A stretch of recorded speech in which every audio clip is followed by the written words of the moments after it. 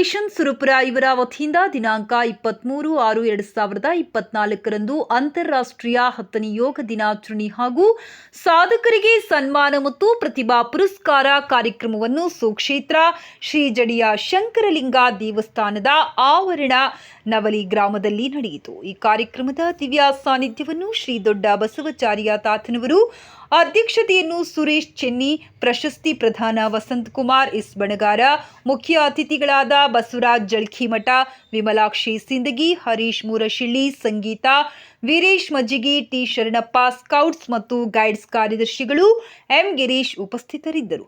SSLC ಮತ್ತು ಪಿಯುಸಿಯಲ್ಲಿ ಹೆಚ್ಚಿನ ಅಂಕಗಳನ್ನು ಪಡೆದ ವಿದ್ಯಾರ್ಥಿನಿಯರಿಗೆ ಸನ್ಮಾನ ಮಾಡಿ ಗೌರವಿಸಲಾಯಿತು. ವರದಿಗಾರರು ಬಿ ಚಂದ್ರಕಾಂತ್ ಅಂಗಡಿ, ಕಿಷ್ಕಿಂಧ ಟಿವಿ, ಲಿಂಗಸೂರು. ಮನೆ ಮನೆಗಳಲ್ಲೂ ಕೂಡ ಬದುಕು ಬೆಳಗಲಿ. ಈಗ ಪ್ರಾರ್ಥನೆ ಗೀತೆ ಶ್ರೀಧರ್ ಬಳ್ಳಿ ಕುಮಾರ್ ಸುಪ್ರಜಾ ಇವರಿಂದ